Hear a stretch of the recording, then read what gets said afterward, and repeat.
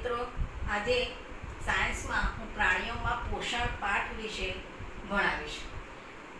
પ્રાણીઓમાં પોષણમાં આગળ આવે છે મનુષ્યમાં પણ ખોરાકના પાચન કેવી રીતે થાય છે તે જુદા જુદા માર્ગે આપણા ખોરાકનું પાચન થાય છે.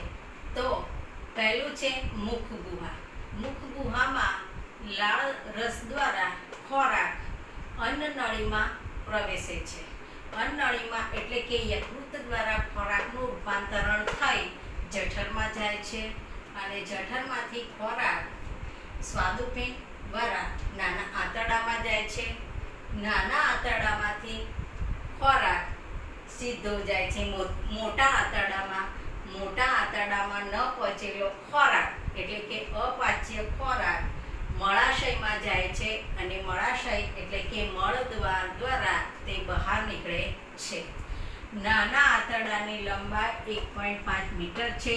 મોટા આંતરડાની લંબાઈ 7.5 મીટર છે, જે મનુષ્યના શરીરમાં સૌથી મોટી રચના ધરાવે છે. મોટા આંતરડાની રચના ગૂંચળા જેવી મનુષ્યના શરીરમાં હોય છે. તો વિદ્યાર્થી મિત્રો, આવો વિડીયો જોતા રહો, લાઈક કરો, શેર કરો, સબસ્ક્રાઈબ કરો.